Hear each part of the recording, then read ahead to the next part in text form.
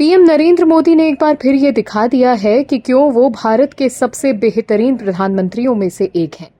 PM Modi ने अपने फैसले से ये साबित कर दिया है कि वो जो कहते हैं उससे ज्यादा देश के लिए करते हैं, क्योंकि 140 करोड़ लोग उनका परिवार हैं। पीएम मोदी 140 करोड़ देशवासियों के लिए दिन रात बिना रुके बिना थके काम करते रहते हैं, लेकिन कांग्रेस के लोग सिर्फ गांधी परिवार को आगे बढ़ाने में लगे हैं। राहुल गांधी कांग्रेस के लिए कोई कमाल नहीं दिखा पा रहे। राहुल गांधी लगातार ये कोशिश कर रहे हैं कि उनके हाथ कोई ऐसा मुद्दा लगे जिससे उनकी सियासी किस्मत चमक जाए, लेकिन अब तक वो अपने मकसद में कामयाब नहीं हो सके हैं। और ये सब इसीलिए हो रहा है क्योंकि बीजेपी हमेशा देश हित को पहले रखकर फैसला लेती है, जबकि विपक्ष के लोग हर वक्त अपने परिवार को राजनीति में सेट करने की कोशिश करते रहते हैं। लेकिन बीजेपी का काम बोलता है। अब पश्चिम बंगाल विधानसभा ने राज्य में कानून व्यवस्था और सार्वजनिक सुरक्षा को लेकर एक अहम कदम उठाते हुए West Bengal public safety and control of anti social activities bill 2026 को पारित कर दिया है। ये बिल दंगे, हिंसा, गुंडागर्दी और समाज में डर का माहौल पैदा करने वाली गतिविधियों पर नियंत्रण के लिए है। इस बिल को बहुमत का समर्थन मिला और इसके बाद इसे राज्य की सुरक्षा व्यवस्था में बड़े बदलाव के तौर पर देखा जा रहा है। इस बिल के पक्ष में 176 वोट पड़े हैं, तो वहीं विपक्ष में 41 वोट पड़े हैं। इस नए कानून के तहत सरकार और प्रशासन को ऐसे मामलों में अधिक अधिकार दिए गए हैं जिन्हें सार्वजनिक शांति और सुरक्षा के लिए खतरा माना जाएगा। इस बिल में प्रिवेंटिव डिटेंशन का प्रावधान रखा गया है, जिसके तहत तय परिस्थितियों में किसी व्यक्ति को सीमित अवधि तक बिना ट्रायल हिरासत में रखा जा सकेगा। इसके साथ ही हिंसा या अशांति के दौरान संपत्ति को नुकसान पहुंचाने वालों से क्षतिपूर्ति वसूलने की व्यवस्था भी शामिल की गई है। इस बिल के लागू होने के बाद कुछ प्रस्तावित अपराधों को कॉग्निजेबल और नॉन बेलेबल श्रेणी में रखा जाएगा। इससे पुलिस को रेड, तलाशी, जब्ती और साथ ही गिरफ्तारी जैसी कार्रवाई करने में अधिक अधिकार मिलेंगे। कुछ दिन पहले मुख्यमंत्री शुवेंदु अधिकारी ने विधानसभा में ये कहा था कि राज्य सरकार अपराधियों के खिलाफ सख्त कार्रवाई के लिए नया कानून ला रही है। उन्होंने ये कहा था कि गंभीर अपराधों में शामिल लोगों को आसानी से जमानत नहीं मिलेगी। अपराध से अर्जित संपत्ति को जब्त कर उसकी नीलामी की जा सकती है। अब प्रस्तावित विधेयक में इन्हीं घोषणाओं को कानूनी रूप देने की तैयारी दिखाई दे रही है। न्यूज एजेंसी पीटीआई की रिपोर्ट के मुताबिक शुवेंदु सरकार के मुताबिक इस बिल का मुख्य उद्देश्य राज्य में सार्वजनिक सुरक्षा बनाए रखना, कानून व्यवस्था मजबूत करना और संगठित असामाजिक गतिविधियों पर रोक लगाना है। विपक्ष के लोग इस बिल पर सवाल उठा रहे हैं, लेकिन आप दर्शक इस बिल के समर्थन में हैं तो यस और गुड सीएम शुवेंदु जरूर लिखिए, ताकि विपक्ष को ये साफ संदेश जाए कि देश के लोग बीजेपी सरकार के इस फैसले से खुश हैं। इस खबर में आगे बताएंगे आपको सब कुछ डिटेल में कि कैसे विपक्ष मुश्किल में फंस गया है और कैसे कांग्रेस हो गई है एक्सपोज। तो बने रहिए हमारे साथ अंत तक और देखते रहिए हमारी ये खास रिपोर्ट। साथ ही आप दर्शकों से विनम्र निवेदन है कि अगर अब तक आपने हमारे चैनल को सब्सक्राइब नहीं किया है तो अभी कर लीजिए, साथ ही बेल आइकॉन को दबाना बिल्कुल मत भूलिए। दर्शकों, बंगाल में जब से बीजेपी की सरकार बनी है तब से बांग्लादेशी घुसपैठियों की खैर नहीं है। सीएम शुवेंदु लगातार घुसपैठियों पर सख्त कार्रवाई कर रहे हैं। सीएम शुवेंदु की इस कार्रवाई से भारत में विपक्ष के लोग तो परेशान हैं ही कि उनका वोट बैंक खत्म हो रहा है, तो वहीं बांग्लादेश के लोग भी दिल मिला गए हैं। शेख हसीना को बांग्लादेश की सत्ता से हटाने वाले आंदोलन का प्रमुख चेहरा रहे नाहिद इस्लाम ने आरोप लगाया है कि भारत की ओर जबरन लोगों को बॉर्डर तक धकेला जा रहा है। उन्होंने खासतौर से पश्चिम बंगाल के सीएम शुवेंदु अधिकारी के बांग्लादेश पर दिए गए बयानों और अवैध बांग्लादेशियों को निकालने के लिए चलाए जा रहे अभियान पर गुस्सा निकाला है। नाहिद इस्लाम ने ये कहा है कि भारतीय सीमा की ओर सरकार नहीं दिख रही है।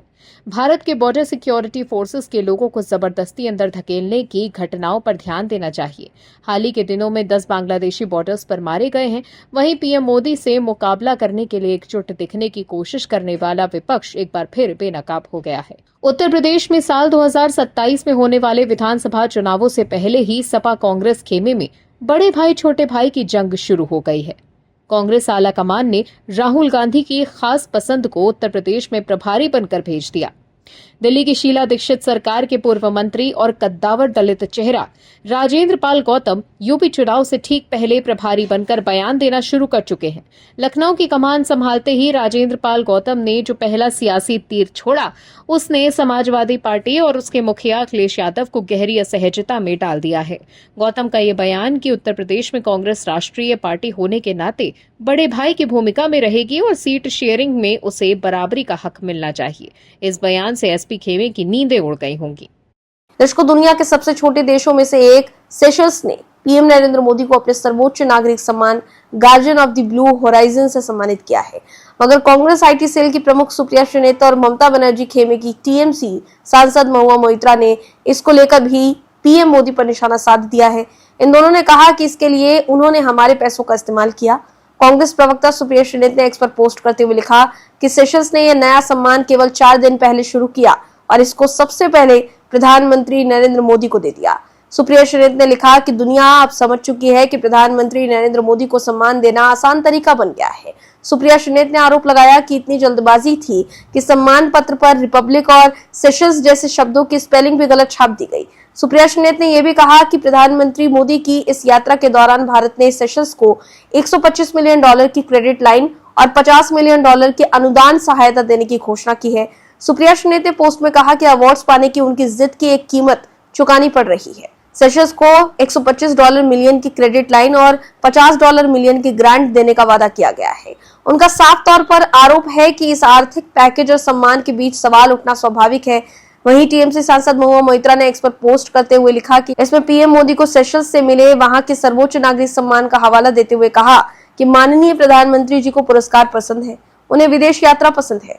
महुआ मोइत्रा ने आगे सीधे पीएम मोदी पर आरोप भरे अंदाज में लिखा कि माननीय प्रधानमंत्री जी को अवार्ड्स पसंद है, उन्हें विदेश यात्राएं पसंद है। उन्होंने हमारे पैसे का इस्तेमाल सेशल्स को 500 करोड़ की ग्रांट और 1250 करोड़ की लाइन ऑफ क्रेडिट देने में किया, जिसने खुशी खुशी उन्हें गलत स्पेलिंग वाला एक सर्टिफिकेट दे दिया। दर्शकों, पीएम मोदी के सेशल्स दौरे के दौरान उन्हें सर्वोच्च पर्यावरण सम्मान guardian of the blue horizon से नवाजा गया। इसको लेकर जबरदस्ती विवाद खड़े किए जा रहे हैं। दरअसल ये अवार्ड पहली बार सेशल्स ने किसी राष्ट्रीय अध्यक्ष को दिया है, लेकिन इसके पीछे की वजह उनकी घरेलू राजनीति है, न कि पीएम मोदी। सेशल्स की राष्ट्रीय सम्मान देने के सिस्टम में बड़े बदलाव किए गए और वर्तमान सरकार ने पुरानी प्रणाली को निरस्त कर दिया।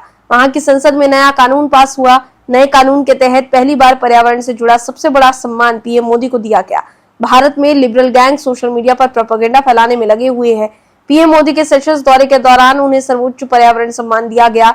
ये सम्मान प्राप्त करने वाले वो दुनिया के पहले व्यक्ति हैं। साथ ही इस भारतीय प्रधानमंत्री को दिया गया 34वां अंतर्राष्ट्रीय सम्मान है। वहीं सुप्रिया श्रीनेता और टीएमसी सांसद महुआ मोइत्रा को भारत की ओर से सेशल्स को वित्तीय मदद दिए जाने को लेकर भी आपत्ति लग रही है। हालांकि उन्होंने गलत स्पेलिंग के दावे वाली जो तस्वीर साझा की, वो कहां से ली गई है, इसकी पुष्टि नहीं हो पाई है। आपको बता दें कि सेशल्स गणराज्य पश्चिमी हिंद महासागर में स्थित एक द्वीप है, जो पश्चिमी हिंद महासागर में अपनी खास भू राजनीतिक भूमिका और समुद्री व्यापार की सुरक्षा को देखते हुए सेशल्स भारत के लिए खास है। ये दुनिया के प्रमुख शिपिंग रूट पर है और इंडो पैसिफिक क्षेत्र में चीन जिस तरह से दखल बढ़ाने के हथकंडे अपना रहा है, उसकी काट के लिए ये छोटा सा देश भारत के लिए बहुत कारगर सुरक्षा कवच साबित हो सकता है। यही वजह है कि पीएम मोदी देश की सुरक्षा को मजबूत करने के लिए सेशल्स के दौरे पर गए हैं, मगर फिर भी कांग्रेस और विपक्ष के लोग इस मुद्दे पर राजनीति कर रहे हैं। वहीं पीएम मोदी की सेशल्स यात्रा के दौरान भारत और इस द्वीपीय देश के बीच कई महत्वपूर्ण समझौतों पर हस्ताक्षर हुए। इनमें सबसे ज्यादा चर्चा यूनिफाइड पेमेंट्स इंटरफेस यानी यूपीआई को लेकर हुए समझौते की रही। इन समझौते के बाद सेशल्स भी उन देशों की सूची में शामिल हो गया है जहां भारत का डिजिटल भुगतान सिस्टम पहुंच रहा है और सेशल्स 10वां ऐसा देश बन गया है जहां ये डिजिटल पेमेंट की सुविधा पहुंच गई है। दर्शकों, ये समझौता ऐसे समय में हुआ है जब यूपीआई ने अपनी 10 साल पूरे किए हैं। अप्रैल 2016 में शुरू किया गया ये प्लेटफॉर्म आज दुनिया का सबसे बड़ा real time digital payment system बन चुका है। कपिल सिब्बल और अभिषेक मनु सिंघवी विपक्षी खेमों के 2 ऐसे वकील हैं जो मोदी सरकार के खिलाफ अक्सर सुप्रीम कोर्ट में नजर आते हैं। वहीं विपक्ष के जब किसी नेता के खिलाफ भ्रष्टाचार के मामले में कार्यवाही शुरू होती है तो कपिल सिब्बल और अभिषेक मनु सिंघवी उन्हें बचाने सुप्रीम कोर्ट तक पहुंच जाते हैं। हालांकि वो अलग बात है कि इन हाल के दिनों में मोदी सरकार के खिलाफ सिब्बल और सिंघवी की दाल सुप्रीम कोर्ट के सामने नहीं गली। एसआईआर के खिलाफ भी एसआईआर पर रोक लगवाने के लिए कपिल सिब्बल ने सुप्रीम कोर्ट का दरवाजा खटखटाया था।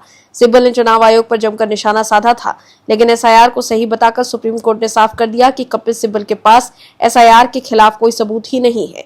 वो सिर्फ एक खास एजेंडे के तहत एसआईआर पर रोक लगवाना चाहते हैं। कपिल सिब्बल अयोध्या शीर्षक सूट मामले से लेकर 3 तलाक धारा 370, नागरिकता संशोधन अधिनियम, चुनाव आयोग अधिनियम, एसआईआर जैसे मामले को लेकर सुप्रीम कोर्ट में केस लड़ चुके हैं। वहीं अब उन्होंने जो किया है उसको लेकर वो लोगों के निशाने पर आ गए हैं।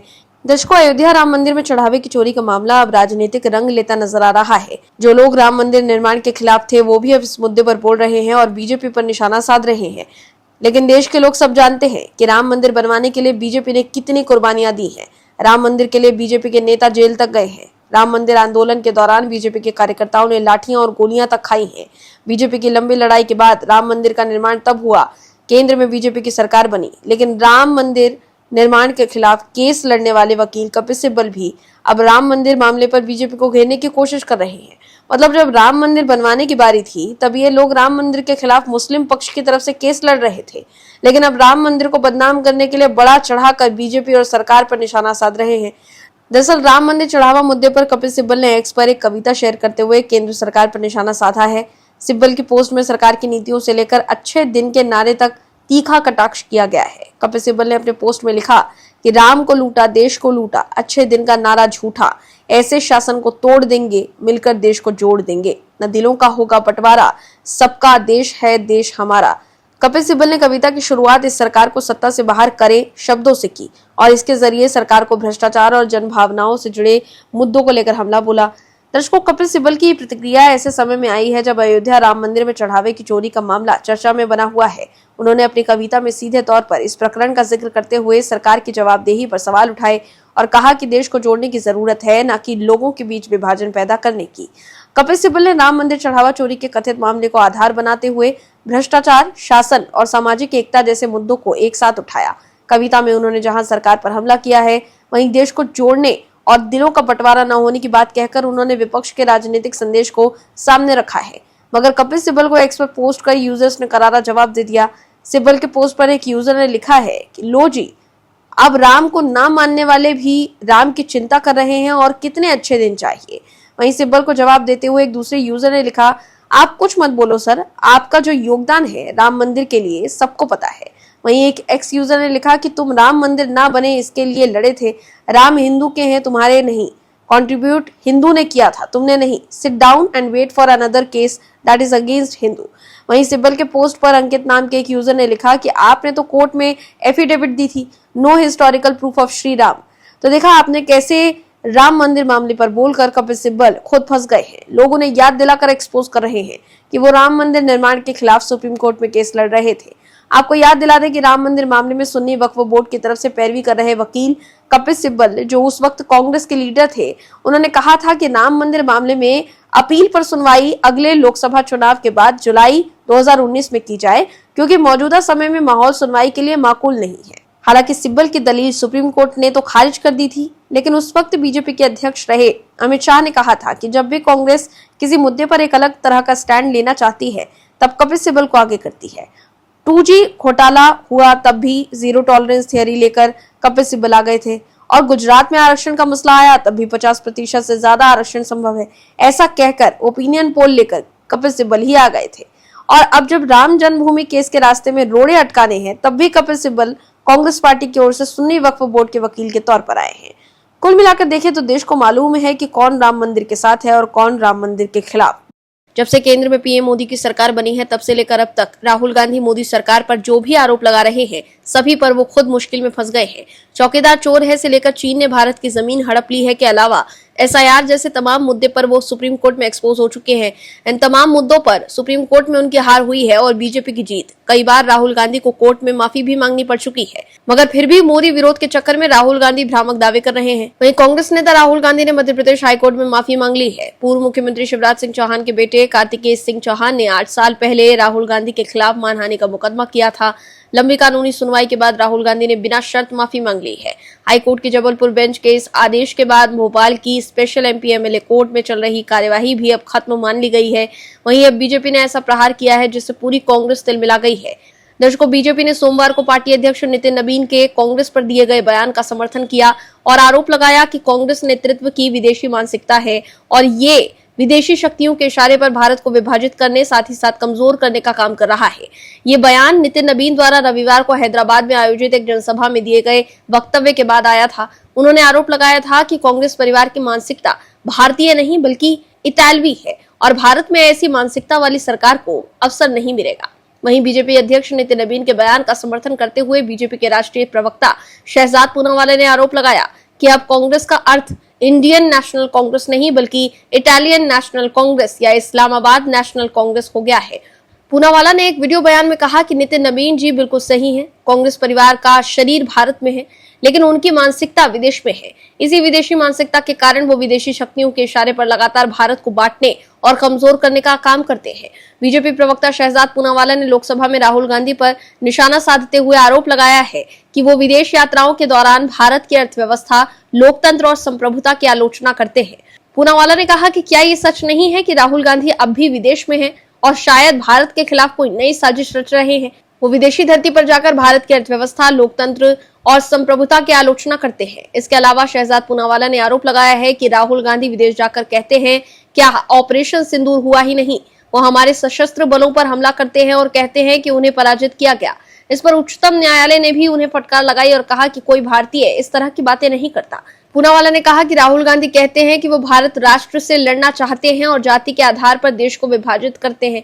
इससे साफ है कि उनका एजेंडा जॉर्ज सोरोस से धन और ठेका लेकर भारत, साथ ही साथ उसकी संस्थाओं पर हमला करना और देश को बांटना है। इसके अलावा पूनावाला ने यह भी कहा कि बीजेपी का विरोध करते करते राहुल गांधी जब भारत और भारत राष्ट्र का ही विरोध करने लगे हैं, इसलिए वो अब इंडियन नेशनल कांग्रेस नहीं बल्कि भारत विरोधी इटालियन नेशनल कांग्रेस या इस्लामाबाद नेशनल कांग्रेस बन गई है। Bureau report, OMS news.